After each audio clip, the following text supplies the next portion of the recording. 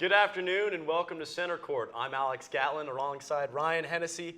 Coach Driscoll couldn't make it in today because he's in St. Louis preparing for their game on Tuesday. But Ryan, let's talk about the Louisville game. They had a really tough loss, falling 61-89. Tell us about the stats. Yeah, a couple of my buddies actually took the road trip up there, 11-hour drive, and it was a tough one, losing 61-89. Dallas Moore, 8 for 18, 21 points, leading the team with only 2 assists, and that's kind of something that I saw was a little bit of a different game on the assist numbers, a little bit lower. Bo Beach, 18 points, so you got Dallas Moore and Bo Beach still there, putting up those top scores. Trent Mackey only had 9 points, 2 for 4 from the 3, and Bebe Daniels coming off the bench, only having 7 points and 1 rebound. And that's really where I saw Bebe kind of coming off the bench, giving that spark. A tough team of Louisville who won the national championship a couple years ago, Rick Pitino, Hall of Fame coach. And I really think you need the bench and those other players besides Dallas and Bo to really get the ball rolling and get the team, Louisville, who's obviously top ranked in the nation. And that's a chance you need to beat them, and I don't think they had that today. I'm saying Louisville played very, very well. Damian Lee had 24 points. Trey Lewis had 15 points, and Ray Spalding had a fantastic game with a double-double of 18 points and 12 rebounds. But Ryan, you know, they had a lot of issues going into this game. What was the biggest issue to you? The one thing I saw was obviously there's actually 2 things. Points off turnovers. UNF had 8 points off turnovers, and Louisville had 23. So that was huge. I mean, when you lose the ball, you try to get the ball back and really, change the pace of the game. And another thing that I really thought was an issue is our big man. Obviously, Romello is not in the game right now. He's hurt, and that really hurt us. UNF points in the paint, 16 to Louisville's 58. And that was something that I really saw was an issue. Romello needs to come back, 6'11" frame. I really thought that his presence was not there, and we missed out. Ray Spalding, 18 points, 12 rebounds. I mean, when you have Bebe Daniel and Bo Beach, the top 2 guys, and Bebe only having 1 rebound, that's really the way I think UNF should win the game. We need to shoot the 3 better. If we're going to live and die by the 3, we need to hit those 3s. And with Trent Mackey only having 4 attempts from three-point line, I really think that was a big issue for UNF. Yeah, I saw the same thing. Like you said, points in the paint, 16 points for the Ospreys, 58 points for the Cardinals. We've got a couple upcoming games for them. They're playing St. Louis tomorrow, followed by Hartford on Friday, and St.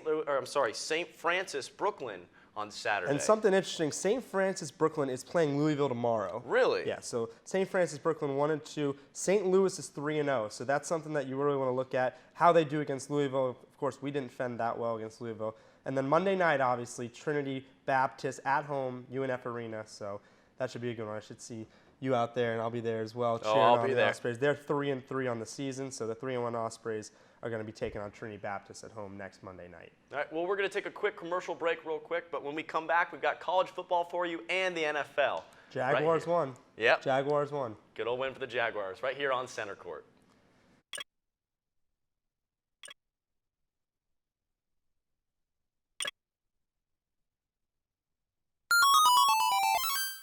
You're watching Spinnaker Television.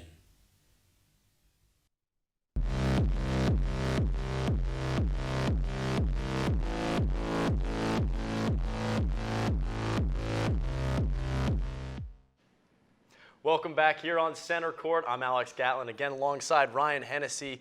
Ryan, there was a lot of exciting games going on in college football this weekend. Talk to me about the first one here, the MSU-OSU game. Absolutely. Number 9 against number 3, and that was something that I really thought was probably the game of the year, really. I mean, Ohio State hasn't lost in about 2 years now, and this was the one game that I really thought they tested them, and Connor Cook was out of the game. So that was something that I really saw was an easier challenge for OSU. Obviously, JT Barrett off of that DUI arrest, coming back as the leader of this team.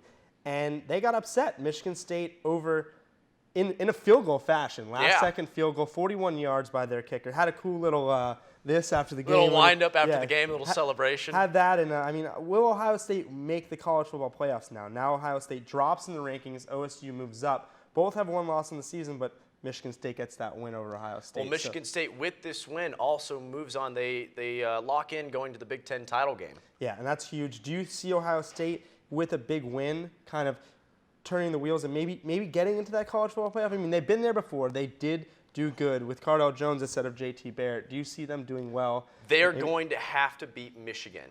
100% have to beat Michigan. But even with that, I do not think their schedule allows for them to make it into the college football playoff. So I think they're done for the year right now. One thing that really stood out to me, though, Alex, was Zeke Elliott, 11 carries. And he said after the game, really upset, hasn't lost a game. I mean, in his career here, playing at running back, and 11 carries, and states that Ohio State was the better team. And that's something that I really thought was true. If you give one of the Heisman candidates 11 carries, I mean, you're not going to win the game, especially with a lack of offense from the throwing side of the field. He had a touchdown, but he did say after the game, this is the last game in the horseshoe for him, going to the NFL draft, and with good reason. I mean, the guy's a baller, as we like to say. Yeah, but he is definitely a baller, and he is one that will probably be a first-round pick come the NFL draft. Also, Cardell Jones announced that he is also going to the NFL. I think that's more of frustration. I mean, he kind of got benched, and if you're going to transfer, you're going to wait a year. And this guy will probably get drafted second, third round, even though he's a backup now. So I thought that was a little of a frustration comment. I don't know if that's exactly a fact yet. We'll see how that goes. Well, he started the year being one of the top picks. They said but like top 15. Top 15. Some of them had him going number 1. Yeah.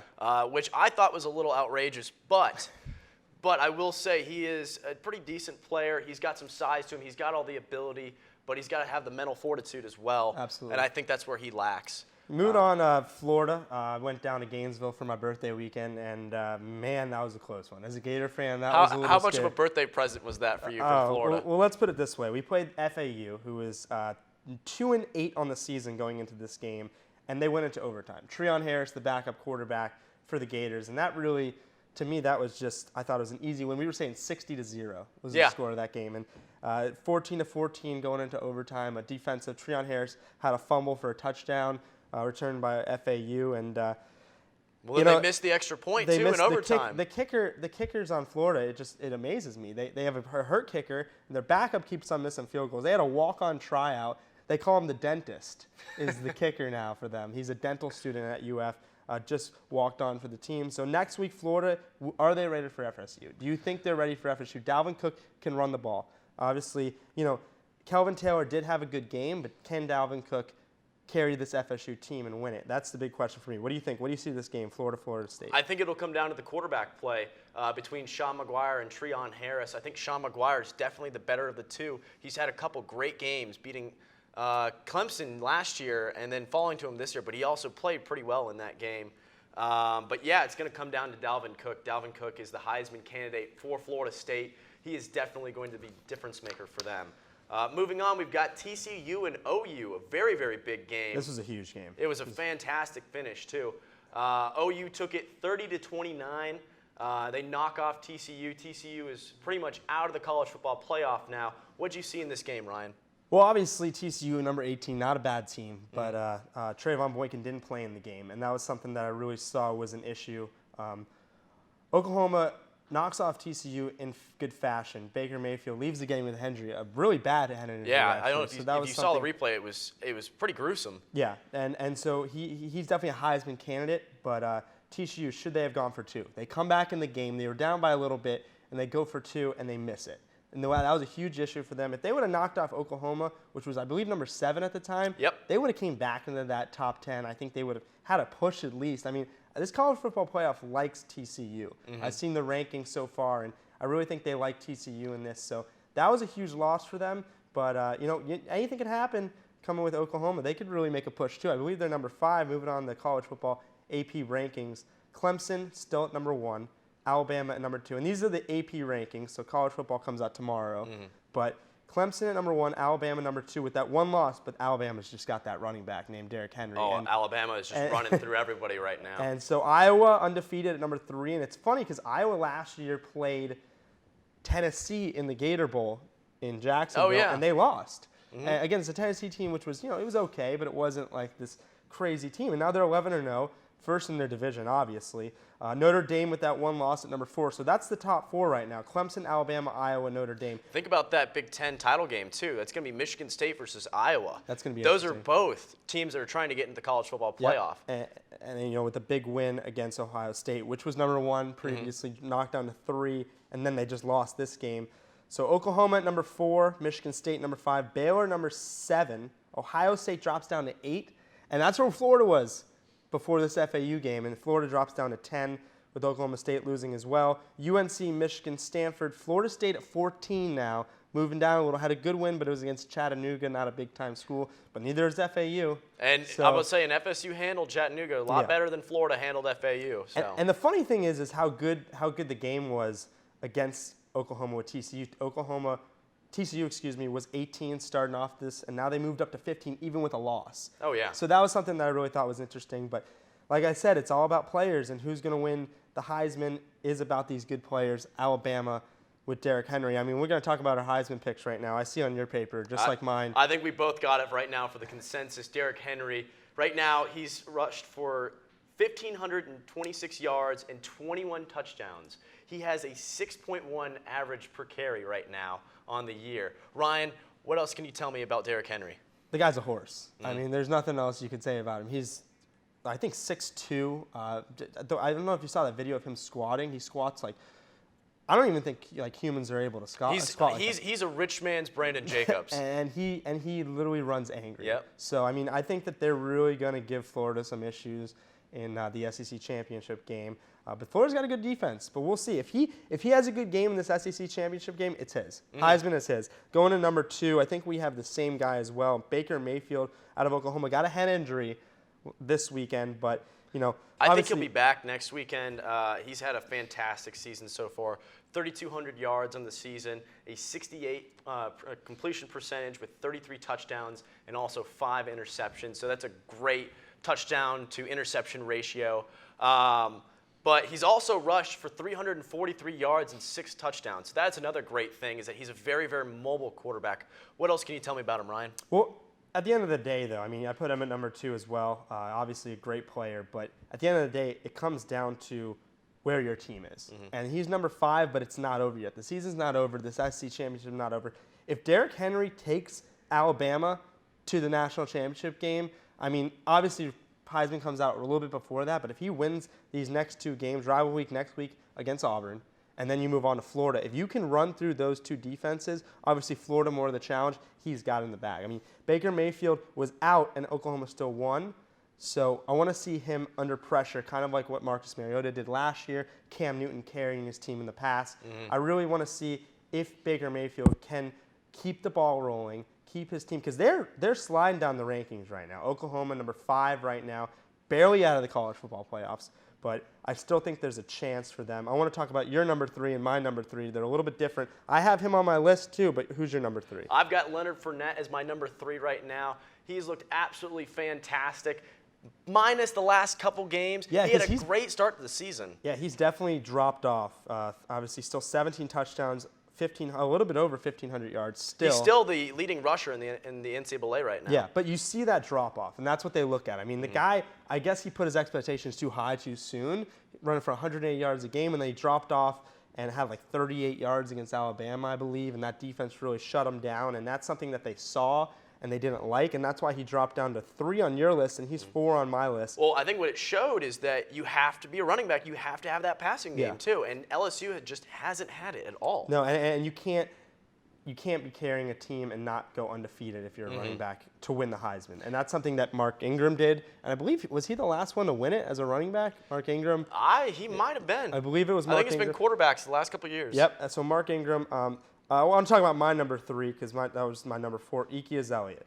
The guy has carried Ohio State the entire time. I mean, he's got 1,485 yards, 17 touchdowns. So he's tied a little bit less with the yards, but they also have that passing game as well in Ohio State. So I think that if he does well the rest of the season, if Ohio State can get back in, I don't know if they can, but they got a big game against Michigan, a top 15 opponent, number 12 in the nation. If he can run for big yards and Derrick Henry doesn't do as well against Auburn and Florida in the next 2 games, then we can see him jump up. I have him number 3.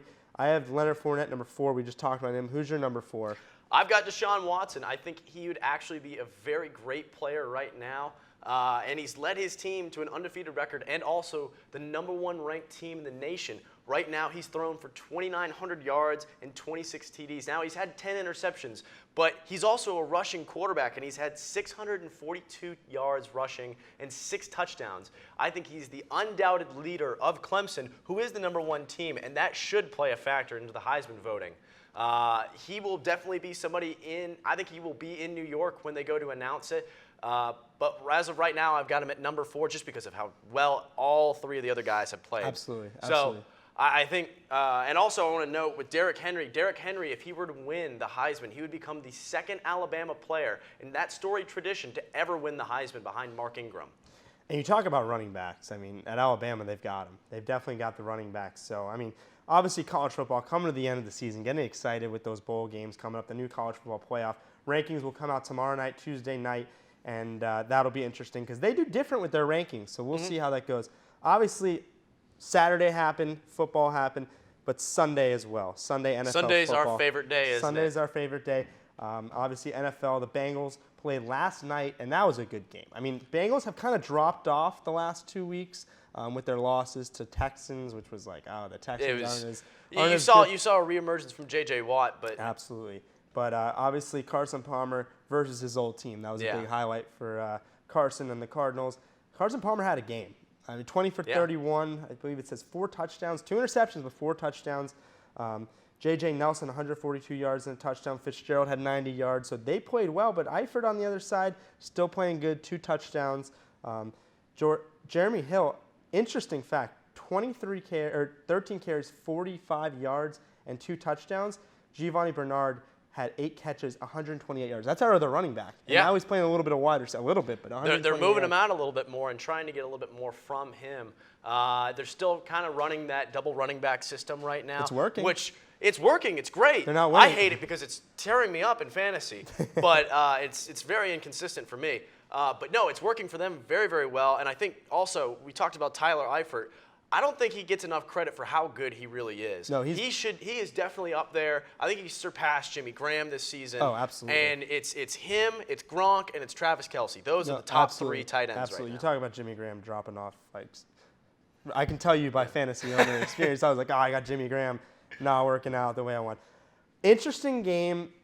I believe it was in Chicago. It was in Chicago. Peyton Manning went down last week, had 4 interceptions, and it was an interesting game against Chicago. 17-15, the Broncos win, but without Peyton Manning, but with Brock Osweiler. And, the former ASU grad. Yep, and the guy's 6'8". They said he's the exact height and weight as LeBron James, so that was kind of interesting. 20 for 27, and 2 touchdowns, 0 interceptions. So that was interesting. Ronnie Hillman running pretty well, helping him out. But the big question is, he did well, and they were saying, and this is the media, and this is what bothers me, is with the media, they kind of say, is Peyton Manning done? Is he done in Denver? Is Denver going to end his career while they're Peyton Manning? Kind of like a Brett Favre thing, running him out with Aaron Rodgers. Is that going to happen? And that's the biggest question in my mind, and I think it's garbage. I think that Peyton Manning is 7-2 right now. They just went to 8-2. Mm-hmm. I don't believe that, Peyton Manning's doing it bad. He's not playing as well as he did last year, but he's been having like record seasons the past 2 years. He's not playing as good. Obviously, he lost Julius Thomas to the Jaguars. I mean, you can't jump the gun. They're in first place in the division. Peyton's hurt for a couple games, and they're saying, he's not coming to the game. He's not helping him out. I mean, he's trying to rehab himself. He's trying to get back into the swing of things. So I don't believe this. I think Peyton Manning will be back, staying home to recover. So that was something that I believe. What do you think? Do you think Peyton Manning's... I actually disagree with you on this one. I really think that it might not be Peyton Manning's last game as a Denver Bronco. He also said that he is thinking about coming back next season. He should. Even if it's not with the Denver Broncos. But I think Brock Osweiler will be the quarterback in Denver for the future. He had a fantastic game yesterday. Now, I do want to see a little bit more from him and see what he can do. But as of right now, it's his job to lose. And I think Peyton Manning, the whole issue with Peyton Manning not helping out Brock Osweiler, not showing up, Peyton's trying to recover right now so that he can be the quarterback for this team. He has done so much for Brock Osweiler when it comes to helping him progress and becoming a better quarterback that right now Osweiler just needs to be a pro. Go out there and do it. So I don't think this whole Peyton Manning not helping out thing, he's not like Brett Favre. He's not going to, oh, it's my job, da-da-da-da. Peyton Manning has done plenty for Brock Osweiler. It's up to Osweiler to go take the job now. And we're going to talking about quarterbacks. Tony Romo coming back, going to Miami, and actually, 7 losses in a row for the Dallas Cowboys. Is he the key? He's he's the key in the regular season, but I don't think he can get it done. Broken clavicle, came back, 24-14. Tony Romo winning against the Miami Dolphins, but something that obviously 227 yards, 2 touchdowns, 2 interceptions. It was a good game. It was a good game by him, but he had some help on the running backs. 129 yards out of McFadden, so that was something that really helped him out a little bit.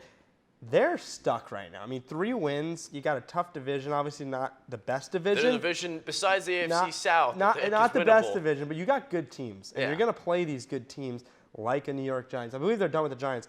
The Redskins are playing well. Eagles, not so much, but they've got weapons. Any Sunday, you could see the Eagles pulling a W. Yeah. But They didn't this week. They didn't this week. But, I don't see the Cowboys coming back in this division. I don't see it happening. Is that because you're a Giants fan? I think or? it's the Giants or the Redskins winning this. Really, the Redskins? The Redskins are playing pretty well right now. Okay. They're playing pretty well. So I think it's the Giants. Right now, division to lose with the hurt Yeah. Tony Romo. Romo's playing great. They'll probably be back next year and do really well if they get a running back situation fixed. But that was an interesting game. But more interesting, Philadelphia. We're talking about the division still. They got blown out. They did. Blown out by the Buccaneers. Jameis By a Winston. rookie, too. Jameis Winston, 5 touchdowns, 4 in the first half. that was something that I was like, oh, okay, Jameis is really showing himself that he's the number 1 pick in the draft. 19 for 29, 246 yards, 5 touchdowns in the game. Jameis Winston's really been playing well. So I was surprised. I was really surprised. And Mark Sanchez coming in for the hurt Bradford last week. And, he didn't have that good a game. 2 touchdowns, 3 interceptions, actually. So that wasn't the game that you want out of your quarterback, obviously, for the Eagles. And they're going to suffer. Should they have cut Tebow? That's the question now. My buddy who's an Eagles fan, he's like, I wish we had Tebow. So, that's the question. Buccaneers are really showing themselves that they can play the game. But, something that you don't want to discredit, though, Is Chip Kelly on the hot seat? absolutely. How hot is his seat right now? His seat's hot because he makes drastic decisions, and they're not working out. If they worked out, he would look like a genius. But something you don't want to discredit, though, Jameis Winston had a great game, 5 touchdowns, but his running back had 235 yards rushing, no touchdowns. So they were right by the goal line, and Jameis just threw it in and kind of helped him out. Doug Martin had a great game. Yeah, so he helped him out. But that was an interesting game. But one of the biggest rivalries, I think, now in sports, in a division rivalry, is the Vikings-Packers. Vikings at Packers, 30-13, and that was really, really interesting. And, the Packers had a great game. They won that one 30-13. But the big thing is that everybody's been freaking out about this team. They've been saying this team, doesn't have what it takes. Their defense is lousy. But last night they showed some hope for their fans, and I think Aaron Rodgers' quote from last season, "Everybody needs to relax." Yep. RELAX. I think they're not really relaxed right now. They just lost, and they didn't lose by a close amount. Aaron Rodgers is playing. He's playing all right. 16 for 34, 212 yards. Eddie Lacy had a good game, but they don't have Jordy, and that's their biggest issue is their weapons on offense. They can't think. James Jones is going to come back and help them out. Adrian Peterson had a touchdown. Bridgewater not playing the best game, but they won the game. So that was something that I really thought was interesting. Yeah, I think we saw what the Packers can be last night when they took the win. But moving on now, we've got the AFC South, and this is our favorite division because our Jacksonville Jaguars are in there, and because of this division, they are still technically in the playoff hunt. I can't believe it. I can't believe it either, but I love it so much. Right now, the Jaguars, they all won this week besides the Titans. The Titans fell to the Jaguars, which is always a great thing because who likes the Titans? But the Jaguars won their game 19-13. It was a very thrilling game. Ryan, what can you tell me about it? The Jaguars game was definitely an interesting one. Yeah. I thought that, I thought it was going to be the Titans winning this one. But Jaguars, the last 3 Thursday night football games, they won. Blake Bortles continues to improve, 21 of 30, 242 yards, 1 touchdown, still has those interceptions, but they're still in it. Marcus Mariota didn't have that good of a game. 22-35, 231 yards, 1 rushing touchdown, no touchdowns. Those second-year receivers still playing well. You see 4-6 on the record, 5-5. The Texans and the Colts won both games. So that kind of hurt us a little, but we're still 1 game out, and I think that's really, really good for the Jaguars. It was close. Julius Thomas finally looking like the Julius Thomas we signed with that last-second touchdown. So that was good. I like the improvement, but, next week, San Diego, they like to throw the ball.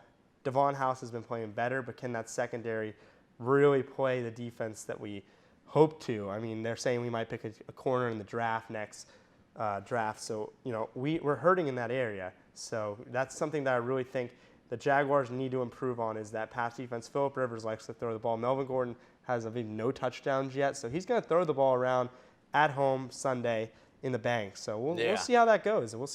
But we also had the Texans and Jets game. Texans took that one 24-17. That was a great game for them. Do we see a Texans turnaround right now? And is this going to be the playoff team from the AFC South? Because let's be real, there's only going to be one playoff team from the AFC South. Yeah, they're not going to make the wild card. TJ Yates filling in for Hoyer, 16-34, 229 yards, 2 touchdowns. We talked about how he always plays well, and they always seem to not start him. I mean, they're looking for a quarterback. He's been cut by this team before after leading them to their only playoff appearance ever in franchise history. And you can't tell me that Hoyer's the guy for the future for them. No. So, I mean, I think they might try to go in the draft, or this could be their guy if they play him the next couple weeks and he plays good. I think it's a concussion, so he won't be out for long. Yeah. But, it's I think they really could do something in the playoffs. They're beating a good team like a Cincinnati Bengals. I mean, anything could really happen in this division. Fitzpatrick didn't have that good of a game, 1 touchdown, 2 interceptions. So, but Hopkins is one of the best in the league, 2 touchdowns, 118 yards. I really see that team as a good team overall. J.J. Watt, can't count him out. Obviously, last game, which I really thought the Colts were going to lose this game. Colts played the Falcons in Atlanta, 24-21, a 40-year-old quarterback. And I really thought that was something that I thought the Colts were going to lose with a 40-year-old quarterback. They lost.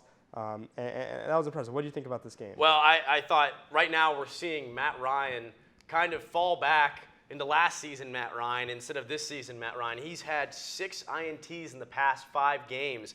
So I think it falls upon the quarterback for this one. Matt Ryan really needs to step up and start playing like the franchise quarterback that he is and will be. I really think he's got the talent to do it. He's got the wide receivers to do it for sure. He does. Also, I would say the Falcons' D needs to step up as well because they're just giving up way too many points to bad teams right now. I agree. There's been some ballers, there's been some dudes. Driscoll's not here, but we're going to do ballers and dudes right now of the week, and it's kind of my favorite part of the week. Start off with the ballers, the guys, kind of going to explain it. Ballers are guys that really have had a good season this week, and so, Alex, I want to start with you. I'm going to get the camera over to Alex first because he's got his baller of the week first. Well, my baller of the week is Brock Osweiler. He has been absolutely fantastic in his first game as the Broncos starting quarterback. He threw for, 240 and also 2 touchdowns. But the key here, and this is what Peyton Manning has been struggling with, is the interceptions. So I think Brock Osweiler this week is definitely my baller. What about you, Blake? I'm sorry. Blake, and I told you about the baller that I had at first, but I'm going to change it. I'm going to go with Blake Bortles out of Jacksonville. I mean, this guy has played better than I thought we thought this year. I mean, obviously, I thought Blake Bortles really has turned expectations. He wasn't supposed to start till this year. This is his second year. I mean, didn't have the greatest game, but he gets the job done, and that's what I like. There's people that will put up numbers, great numbers, but they won't get the job done. So that's something that I really think of the baller of the week, Blake Bortles. I'm going to go to the dude of the week for you. Go ahead, Alex. My dude this week is definitely Chip Kelly. Chip Kelly's made a lot of drastic decisions so far this season, and we all thought, hey, Chip's a crazy mastermind. He'll figure it out. They all make sense, right? Well, they're not making sense for them right now. They've got a losing record, and he's about to coach his way straight out of a job and even GM his way straight out of the job. So I think they need to have a turnaround to even have Chip Kelly keep his job there in Philly. Those Philly fans are definitely calling for his head. So it's up. These next couple weeks are really going to decide it for him. Who do you got?